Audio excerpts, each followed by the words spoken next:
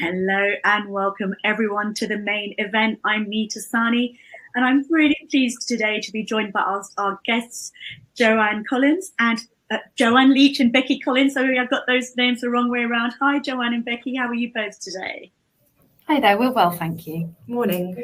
Morning. Really good to have you on board. Yeah, it's midday now. We've got everyone coming into the room. So just whilst everyone's jumping in, I'm going to do a little bit of housekeeping. Hi, Elizabeth. Already got a hi from the chat room. Thank you. If everyone can give us a little hi, and if you want to give us a little background about what you do or why you're here today, that would be great. This session is going to be about 45 minutes.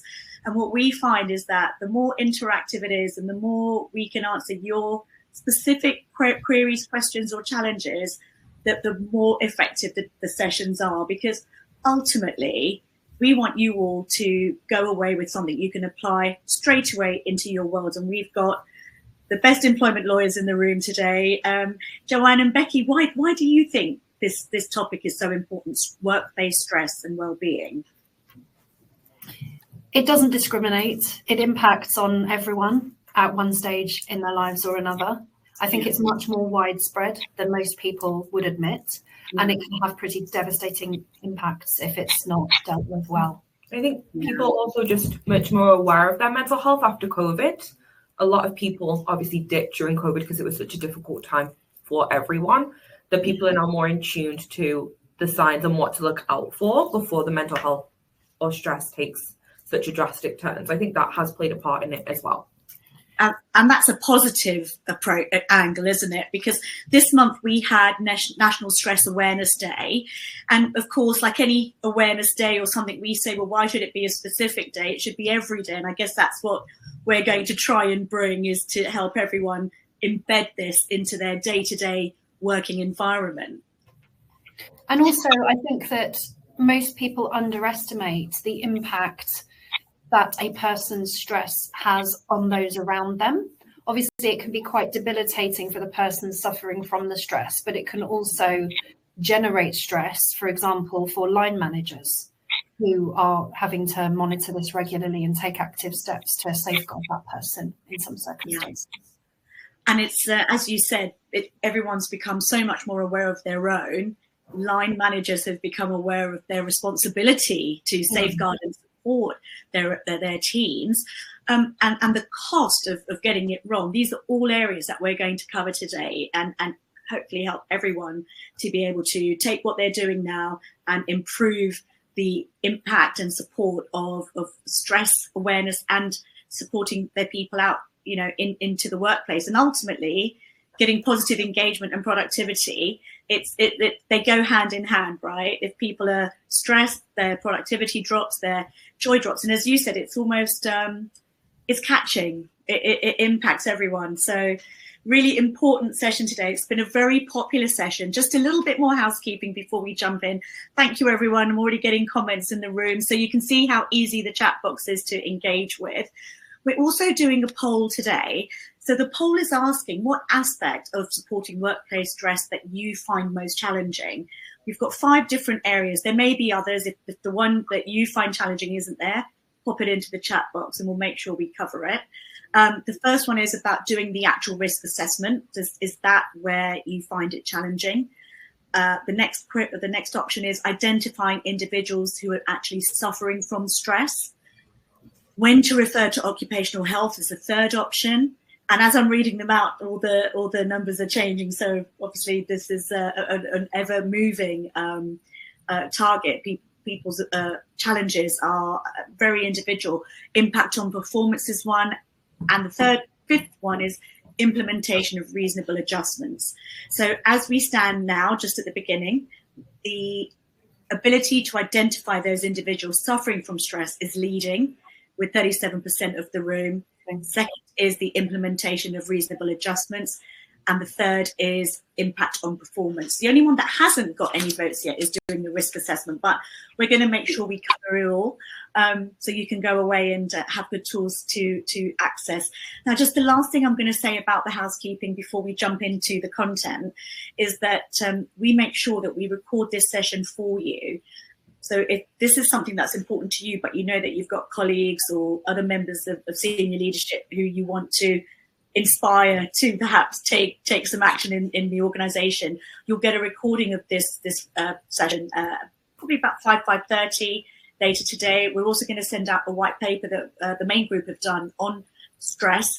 And don't forget that as much as Joanne, Becky and myself are here in the session to support you with any queries, we're all also available outside of the session if there's something that you don't feel you want to bring up in the group environment. So I think that's it in terms of the housekeeping. We already have a comment here from Lakshmi who said that she's very interested in this topic as she works with companies all over the world who provide services for employee wellness and well-being, helping to combat stress and anxiety in the workplace. Well, welcome, Lakshmi. This is exactly what we're going to be covering today. So hopefully you're going to share some of your experience and we'll be sharing our knowledge and expertise as well. So Joanne and Becky, the word stress is used so much, isn't it? Everyone, oh, I'm stressed, stressed. But what actually is stress? Well, I think first of all, it's important to distinguish between stress and pressures. And of course, a certain degree of pressure can be beneficial to performance and well-being in general. But stress really is an adverse reaction to those pressures. The Health and Safety Executive define it as an adverse reaction people have to excessive pressures or other types of demand placed upon them. So it is about an element of someone's workplace experience or perhaps their life outside of the workplace, often relationship based. So an unhappy relationship with a colleague or a line manager can be particularly relevant here, but it's anything which has somebody acting in a state of unease, which can result in stress and therefore in some impact to their mental or even physical health. So it comes from a variety of different sources, but we know that stress in the workplace is exacerbated when an individual feels that they are not getting the support that they need from those around them, or they perhaps have a slight lack of control over workplace processes. So we're looking here at mental health impacts like anxiety and depression, and also physical health problems.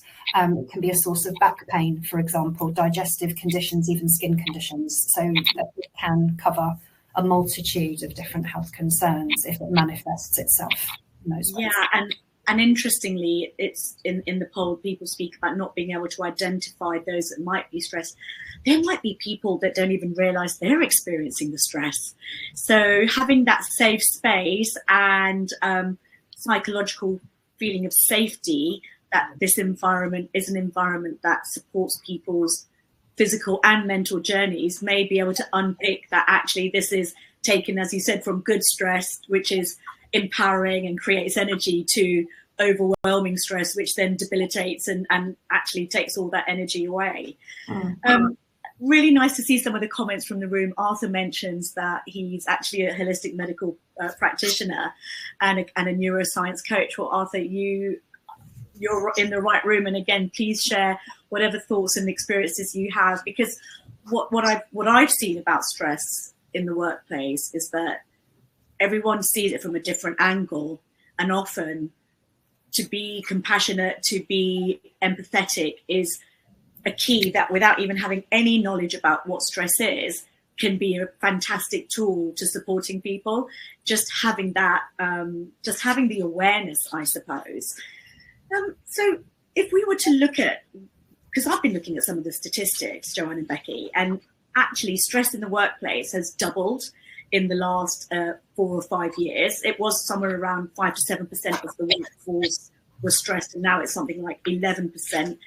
And apparently it's more women who feel it every day than men. What do we know about what this stress is and how it is impacting employees day to day? How is this manifesting? So the research shows that employee levels of stress have risen quite dramatically, really. And that kind of is to reflect the increased demands of a 21st century workplace. Now, if we look particularly at the Chartered Institute of Personal Development, they produce an annual report on absent management. And that monitors kind of the patterns and reasons for absence, as well as considering the health and well-being policies and procedures. So the 2023 survey found that over a quarter of individuals said work had a negative impact on their health. And 76% of organizations reported some stress-related absence, so it's in the majority of workplaces. Now, to combat that, 75% of respondent organizations said they use employee assistance programs, and 66% provide mental health first aid training. So mental health is a common focus, and there is wellness initiatives in place, such as counseling, first aid training. But in 2021, work-related stress, depression, or anxiety accounted for 50% of work-related health issues. So it's the majority of absences in the majority of the workplace. So it is having a huge impact on the working environment, and that has knock-on effects to sickness leave, productivity, and it creates a huge amount of work for HR, and ultimately that costs businesses. Yeah, and also it's a little bit catching, as you said, Joanne. If somebody is feeling poorly, they haven't been able to say, oh, it's stress, or if they say it's stress, I think employers often think, oh, stress, it's like a deep well where we don't know where the bottom of that well is, and how are we going to deal with this? It feels almost insurmountable. It's like the word that scares everyone. Oh, if it's stress, how far is this going to go? But actually what I really like about our topic today is we're going to create some tangible structure and approach that employers don't have to feel that this is something that is going to run away. It can be managed and supported. So there's hope. What we're going to be talking about first and foremost is how to monitor and manage it, hopefully to alleviate some of the stress. And then we're also going to be talking out when issues do come to light, how employers can support, whether that's flexible working, performance management support, and things like that. So hopefully we can do the prevention, but we can also do the solution if stress does arise as well. In terms of the impact of stress, can somebody be actually considered to be disabled under the Equality Act if they're experiencing stress? So yes, it will depend on the impact that the stress has on their ability to carry out day-to-day activities. The definition in the Equality Act is that someone has a disability if there is either a mental or a physical impairment which has a substantial and long-term adverse effect on their ability to carry out day-to-day activities. So it would really depend on whether the medical evidence showed that the person fell within that definition.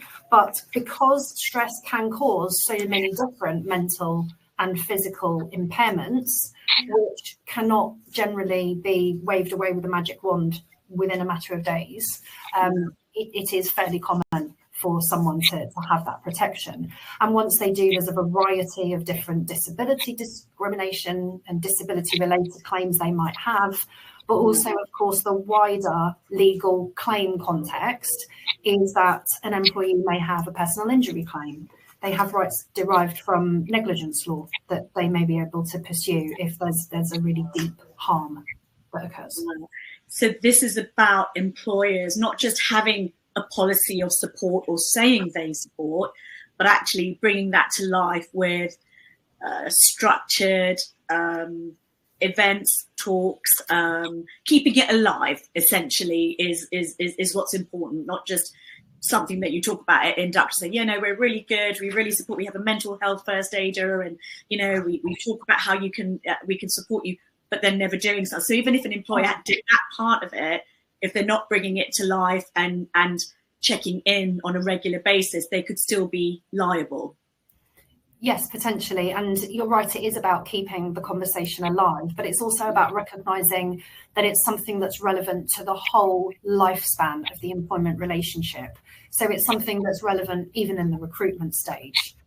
It will go throughout the infancy, the induction process of someone finding their place in a new workplace. And it's something to consider if, unfortunately, there's a termination process that needs to be gone through, because the termination of employment is in itself it can be for some people such a traumatic process that can cause stress. So yes, it's a constant consideration. Well, you've just taken us literally through the whole life cycle of an employee, from recruitment and the stress in the recruitment process right through to if somebody is being exited, in managing that process. I mean, God, there are so many areas, points at which an employer, could be sued, where there could be litigation against an employer because of workplace stress. How can employers avoid and prepare so in all of these stages to avoid that litigation in the future?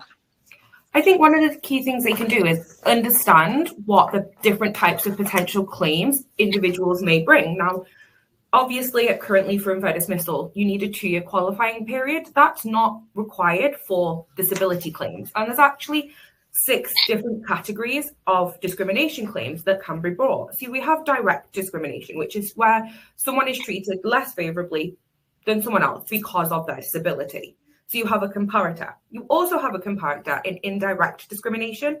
Now, this is where a provision, criterion, or practice, a rule, is applied equally to the entire workforce, but it has a more substantial adverse impact on people with a disability compared to someone who doesn't have that disability.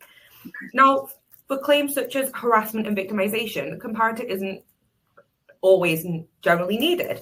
So harassment is where we have unwanted conduct that either has the purpose or effect of creating an unwanted, humiliating, or offensive environment, and it's based on their disability. So it's calling someone a slur because of their disability. Okay. Victimization is another category. So that's where someone's complained about discrimination and suffered a detriment because of their complaint. So, for example, been passed over for promotion because they're seen as being a troublemaker. That's an example of victimization. Now, they're what I would consider the 4 most well-known categories of discrimination. Yeah. But alongside those, we have discrimination arising from disability. So that's where the discrimination is because of how the disability kind of manifests itself. So it could be punishing an employee for making spelling mistakes, where another employee makes the same spelling mistakes, but they're not dyslexic, so they're not being punished. You're punishing the dyslexic individual. That's where we get arising from. And the final category we have is failing to make reasonable adjustments. Reasonable adjustments are what employers can put in place to kind of level the playing field, to make it even, to bring them up to where everyone else is. And by being aware of these different types of discrimination claims that can be brought, employers and employees can have open conversations about how to manage stress and mental well-being at work, and kind of take those proactive steps based on the mental impairment or the physical impairment, however that individual stress manifests itself. And by doing so, employers are showing that they're aware of their legal obligations by making reasonable adjustments and kind of having conversations formed off of the basis of knowing what the claims can be a very productive way for both employers and employees.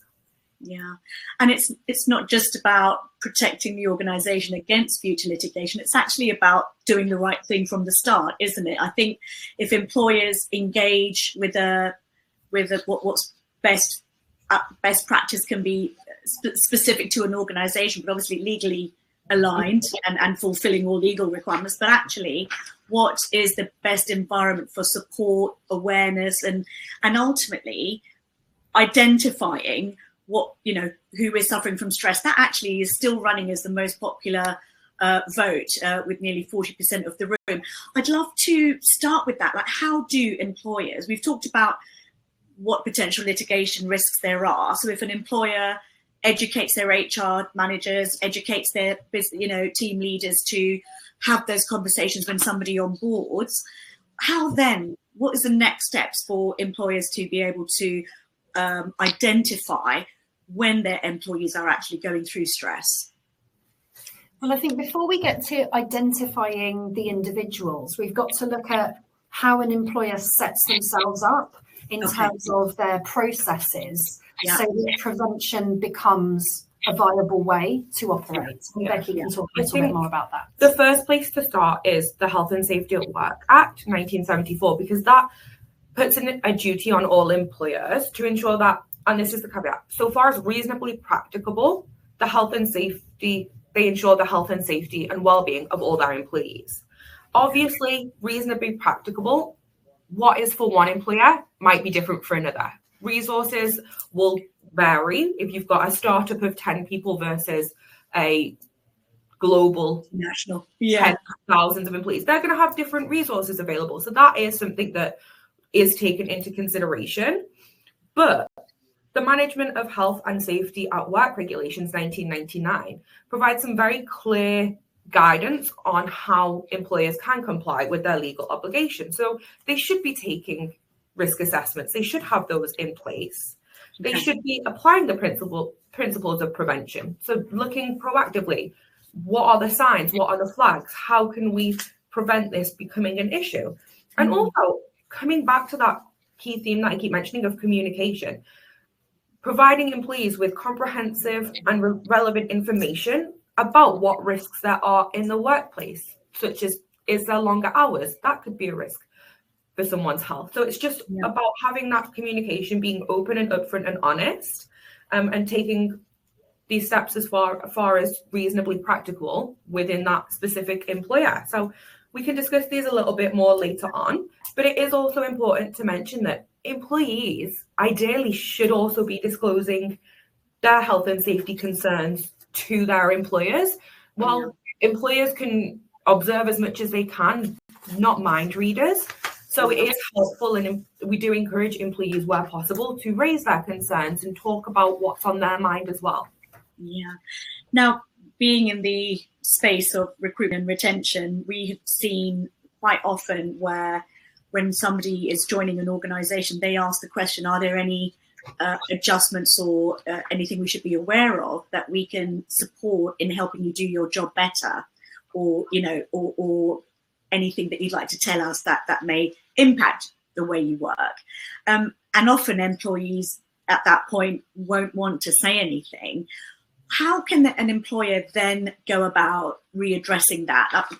You don't know what you don't know, right? So as you said, employees should be open, but often they won't open up until they've had that trust and confidence in their employer that they're going to do good with that information, not potentially discriminate. They just don't know that going in. Like, how would an employer deal with that? So it's about keeping the dialogue open and encouraging dialogue. So employers should be paying attention to what their employees are saying. And if they're not saying anything about how they feel stressed, watching out for some key signs. So, for example, you might have an employee who suddenly becomes very tired because they're struggling to sleep due to stress, or they may seem to not be eating properly, or they may be very distracted, unable to concentrate on their work. They might just have a negative kind of countenance. They might be indecisive or isolated. There's lots of different ways that people's emotions when experiencing stress can manifest themselves.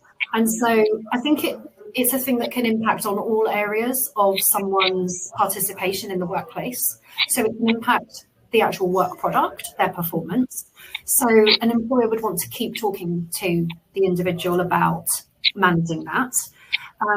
It may result in their withdrawal from the workplace. So an employer or a line manager might notice that somebody's contributions in meetings have gone down, or they've started to skip social events. It might also be a conduct issue. So if somebody suddenly becomes regressive or aggressive in their conduct, then that might be a thing that you need to pick up with them informally where possible, but then if necessary by using formal processes that are in place. And I think the key thing here is that, as you said before, nobody is a mind reader, and an employer isn't always, either at the outset or subsequently, going to have any idea about the factors going on outside the workplace in that person's life, because things like a sudden bereavement, a relationship breakdown, financial worries, they can all compound the stress that somebody feels in the workplace and generate that last straw event that can be really debilitating. So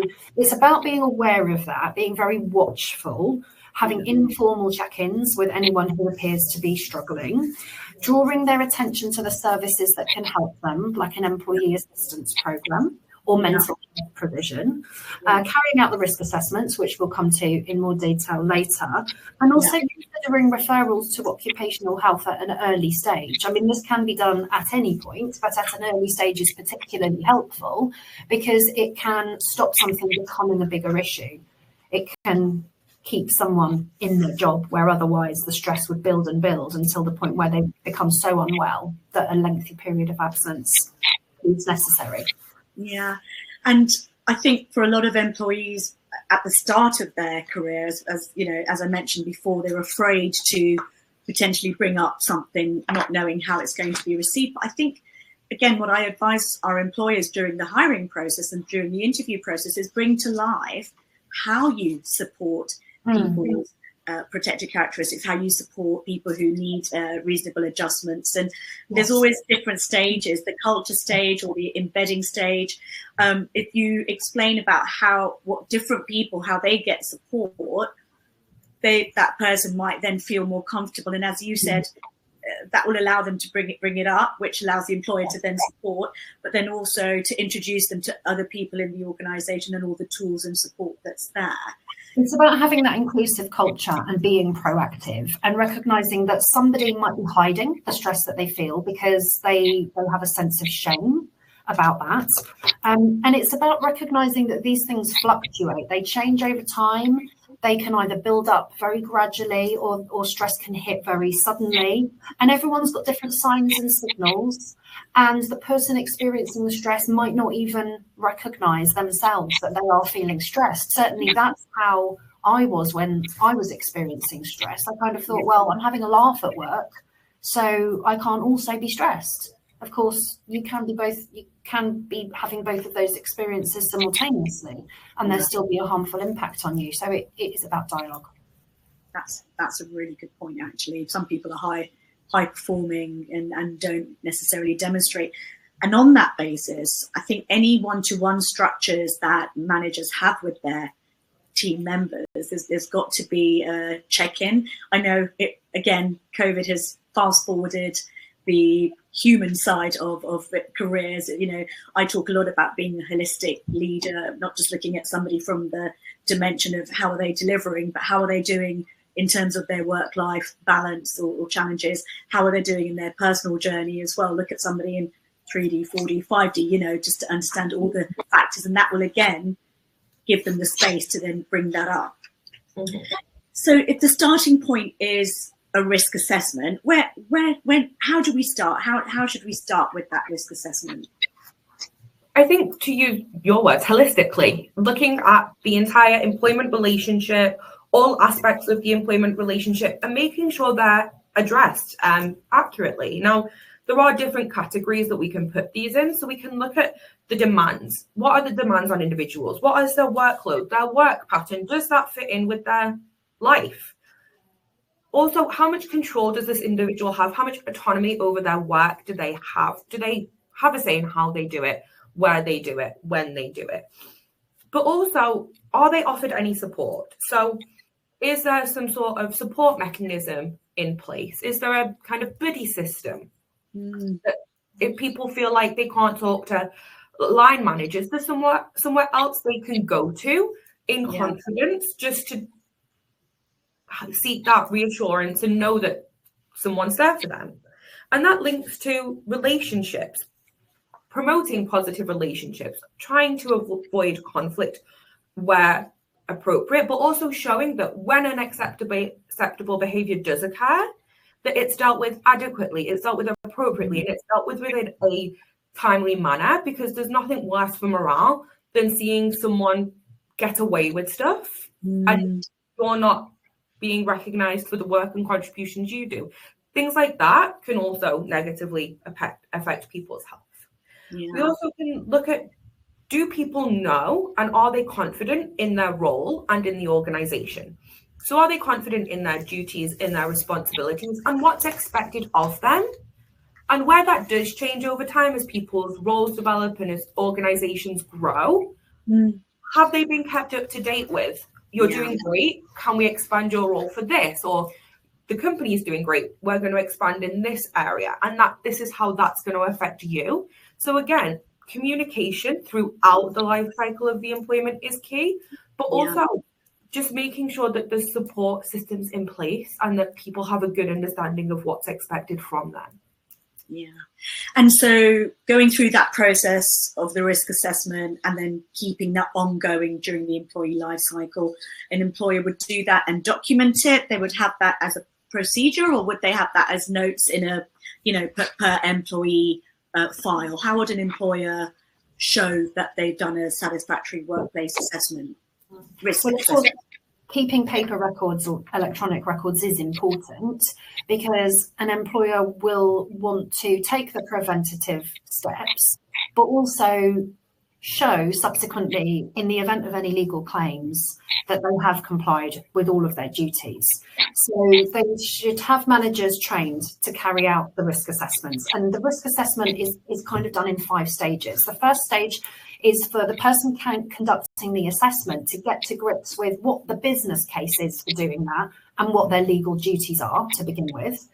You would then need to have that person ensuring that they're speaking to the right people about the various elements of risk. So speaking to employees, perhaps representatives, to get full participation. And then at the third stage, you might also need to look at a steering group. So to have all of the relevant stakeholders represented in this, you'd be looking at employees, you'd be looking at line managers. In some scenarios, there may also be a trade union level of engagement. HR, of course, and potentially occupational health. The fourth stage would be to develop a communications strategy and an engagement strategy within the risk assessment process. And then fifthly, to kind of recognise that, it's not a separate step, but to always be conscious of the fact that this is something that needs to be continuously reflected on. Because, of course, it's about finding solutions once you've identified the risks, but those things must also be continuously monitored for it to be meaningful, because things can change over time. So in terms of solutions, this is your action stages part following the assessment. You're going to identify the appropriate response to the risk assessment by looking at which intervention is needed. You've got to make sure that you're getting to the source of the issue that's causing the stress, to prevent a recurrence and a harmful impact on someone's health. You're going to make sure that the action is directed to the right level of the organisation. You might want to think about whether there's a specific team that's experiencing more stress than others, or even a specific client. And also the time period over which action is going to be taken, because it's, as I said earlier, very rarely going to be a quick fix. It's something that takes time to develop, and really it needs to be a lengthy response for it to be sustainable. So it needs to be kept in communication.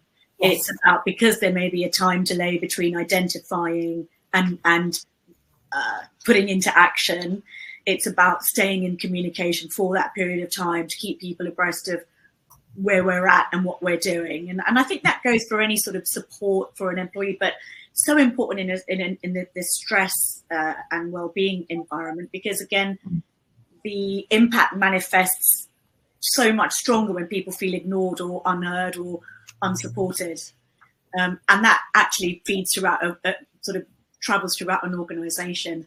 I just want to ask you one question. Now, we call it workplace stress, but workplace is no longer a geographical location. It's a headspace, right? We can be working remotely, we can be working on site, we can be working in the office together. Workplace, how can employers integrate the hybrid challenges when they're thinking about workplace assessments, or when employees are traveling or on client site? How can that be taken into consideration during a risk assessment?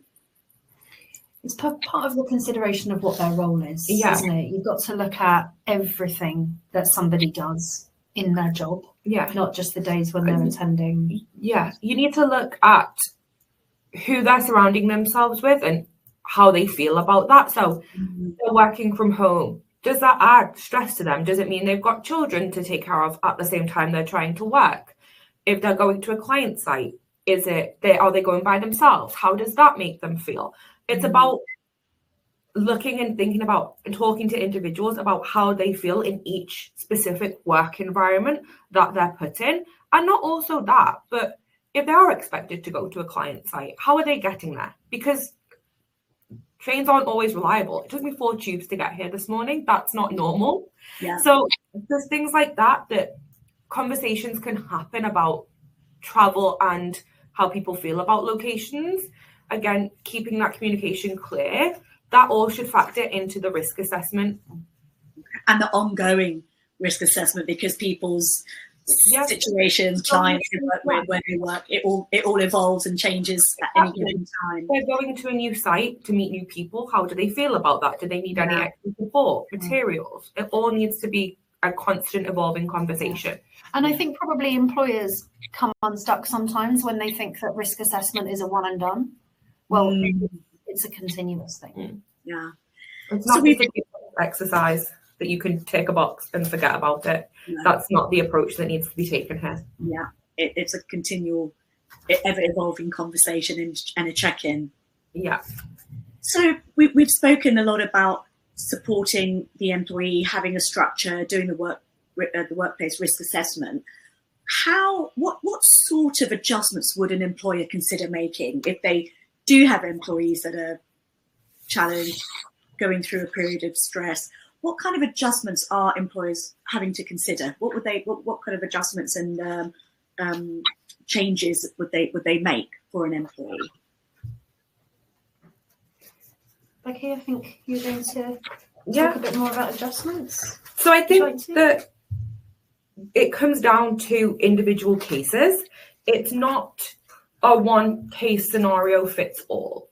And also, when we look at disability for the purposes of the Equality Act, we look at the definition Joanne spoke of earlier, a mental physical impairment that substantially affects your ability to do day-to-day tasks. That's not what might be considered disabled for other purposes. So it is very specific. So they might not consider themselves to be disabled for the purposes of getting a blue badge when they go to Tesco, but they might be disabled for the purposes of the Equality Act. So where they are disabled, we need to be looking at making reasonable adjustments. So what can reasonably be done to remove any barriers or obstacles that they may face in the workplace? Now, while this is something that employers should be doing, employees can also make requests for reasonable adjustments. This often takes the form of flexible working requests. So they may feel, for example, stressed out by having to commute during rush hour. So they may make a flexible to start an hour later, finish an hour later. So employees, I think more and more we're seeing them being more vocal about what support they need, which is good because it feeds into that honest and open conversation.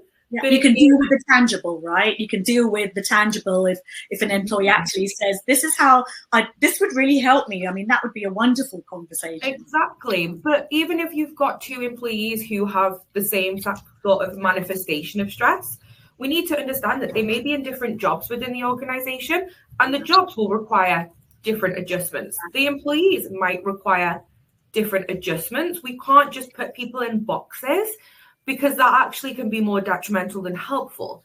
And it's also worth remembering that we are talking about mental health here, and that is a bit like a roller coaster. It fluctuates. There are really high highs and really low lows. So because it works for an employee now, in 6 months' time, it might not. So again, thinking, what does this individual need in this job at this time is really, really good. And ways you can do that is just adapt the internal policies that you have in place. So look at, do they need equipment? Can we maybe alter how internal meetings are held? Because if they're a director, but they don't like speaking publicly, can we adapt their roles and responsibilities? Can we look at how we communicate and what our working relationship is? If some people, they might be stressed, they might not respond well to verbal communication. So following everything up in writing is an easy recommendation to a policy that actually could really, really alleviate some difficulties that an individual faces. Now, that's a lot about the mental, but also physical demands and physical changes when people are experiencing stress. Do we need to make any sort of adjustments to a working environment? Is there a quiet space that people can go to when they're feeling overwhelmed and they just need a minute to breathe?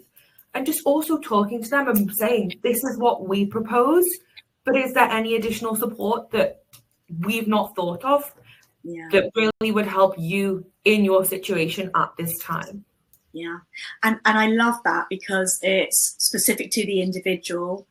One size doesn't fit all, so it's having that conversation. But also, I think a lot of employers again think, oh well, if I do this for that employee, it'll set a precedent. I have to do that for that employee. But actually, taking that pressure away of saying, look, everyone's situation is individual. And for myself as an employer, and when I advise my clients, I always say, have that conversation and say, look, let's try this for a month. Let's try it, and then let's review how it's going. It may be your suggestion, it may be their suggestion, but no decision is final. It's a work in progress, and we're going to check in every week and then decide what we want to do. So it can be an ever evolving support environment. I think it's also worth noting that as there is an evolving obligation, the organisation will change and evolve. So what is reasonably practical when you first have the conversation for the purposes of complying with your legal obligations may be reasonably not be the same thing 6 months down the line.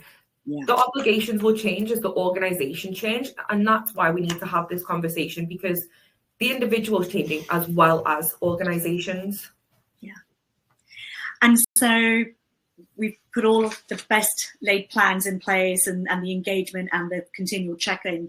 But what if an employee feels that their employer isn't doing enough to fulfill their obligations? What could an employee do at that stage?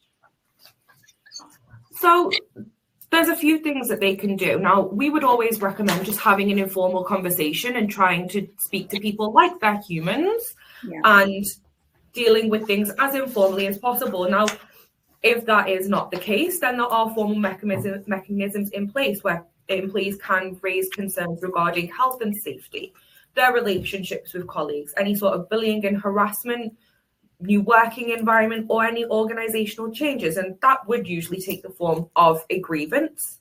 The thing is with grievances is that if they are not handled properly, or they are handled badly, this can have a negative impact on organizations. We see poor performance, we see resignations, claims to the courts and tribunals. And obviously, while that is specific to one individual's grievance, the knock-on effect to the wider morale of organizations is quite huge, because you see someone else struggling and it's like, well, if they don't help them, are they going to help me? Yeah. So it's not, when it gets to that stage and it gets to grievances, if they have not been dealt with, there is a wider issue. And I think that legally grievances have to be dealt with fairly consistently and effectively. And we also have to pay consideration to the ACAS Code of Conduct, because that sets out the minimum, the absolute bare minimum that employers can and should be doing. Okay. So there are guidelines that they can refer to support. Yeah, well, I think, And most employers will have their own grievance policy that is at least in line with those minimum recommendations in the ACAS Code of Conduct. But ideally, an employer would never get into difficulty on a lot of these points anyway, if they've got good, well-drafted policies that are there, of course, for the benefit of all parties. They are there for the employee to know what they should do if they're experiencing a particular difficulty. They are there for the benefit of the line managers, so have that guidance where it's the manual, the place they can go to check what they should be doing in relation to a specific issue. And of course, an employer is much better placed to defend any subsequent claims if it can show that it has a well-drafted policy that is tailored to that business, and of course that the managers have actually been trained in how to use it. So we're looking here at the grievance policy. We're also looking ideally for a stress and wellbeing policy, but there would be huge advantage to businesses to have a capability, a performance management, a bullying and harassment policy. So many things here, even whistleblowing. If the policies are in place and people know how to use them and where to get them from, then hopefully these sorts of issues shouldn't escalate. Yeah. Now, I am so aware of time. We have already come to the 45 minutes, but there's just a couple of things. If everyone has time to stay on, please do. I know a couple have had to leave, but thank you for jumping in. I would really like to ask you about what sort of confidentiality and data protection considerations employers need to have and make when dealing with stress and the conversations that they're having with employees. Well, it's about information going both ways, isn't it? I mean, first of all, we've got the things that the employer should be making clear to the individual. And this comes from the Management of Health and Safety at Work regulations. So there's specific requirements in terms of the employer, this conversation of employees telling their employer if they think that there's an immediate threat to their safety, if there's any shortcoming in the employer's protection arrangements around health and safety. And if that conversation is happening, you would hope that some of the other difficulties can be averted. But then, of course, we've got issues in relation to GDPR as well. So when we talk about mental health, it is a sensitive issue, and it is what would be medical information. So it is a special category under UK GDPR.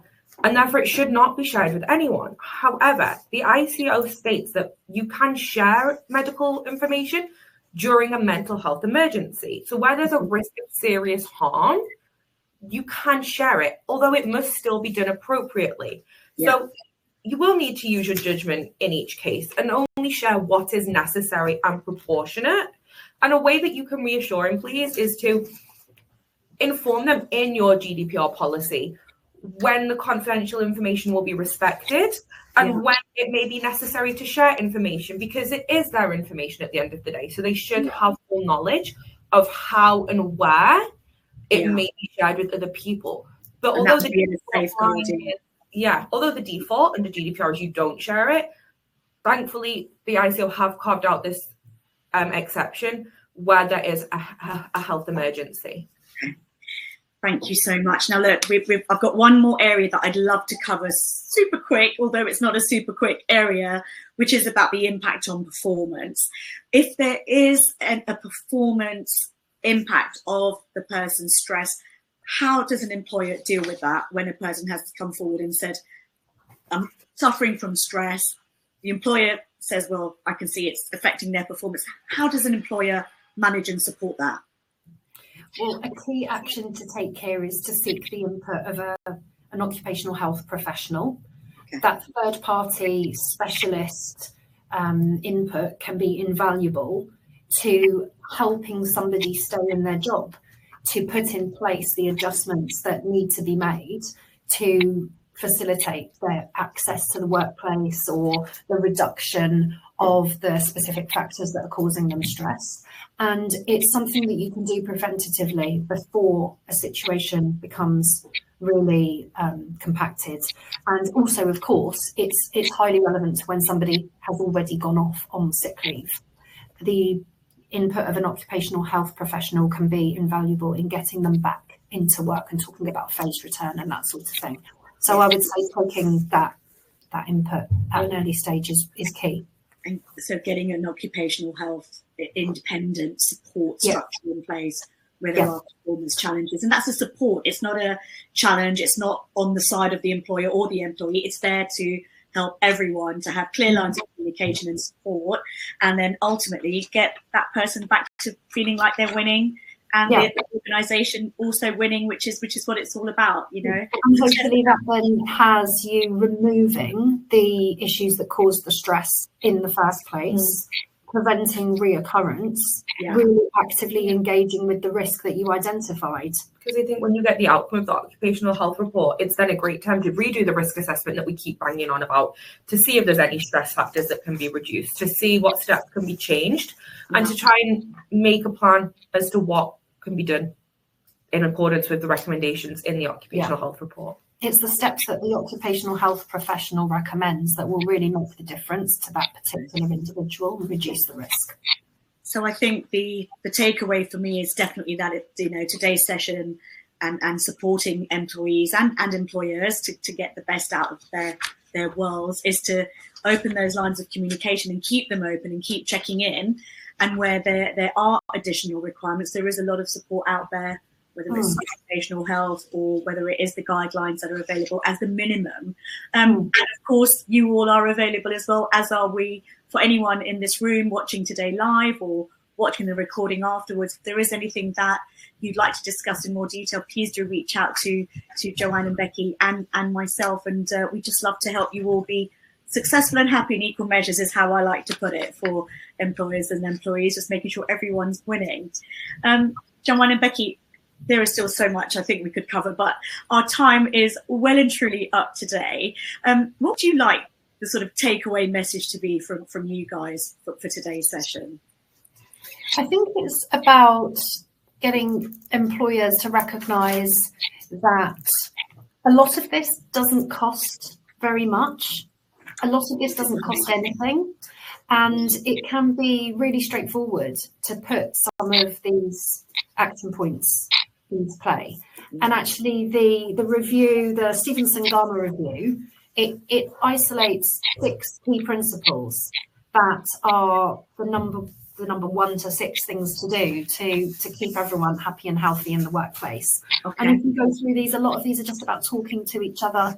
It's about increasing awareness, signposting help so that people don't have to struggle to access it when they need it. Yeah. I think for me, it's just about reinforcing that this isn't a tick box exercise. This isn't, I've done my 1 risk assessment for the year. This is about being alert and knowing everyone, so you know when there's a change in behavior, so you can spot the flags and then continue to offer the support and reevaluate what more kind of needs to be done to help people be the best they can be. Yeah, because everyone benefits.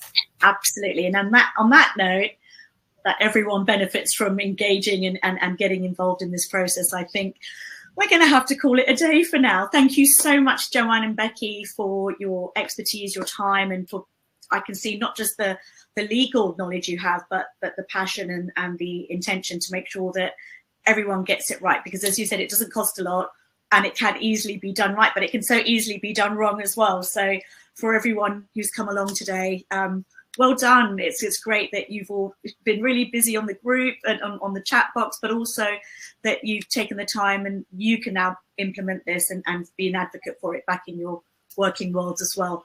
I've actually shown the final results, and identifying individuals suffering from stress came in as the top area of challenge. Second was implementing reasonable adjustments, and then third was impact on performance. So hopefully everyone's got something they can take away with themselves and apply straight into their working worlds. Thank you again, Joanne and Becky, and we're going to say bye for now.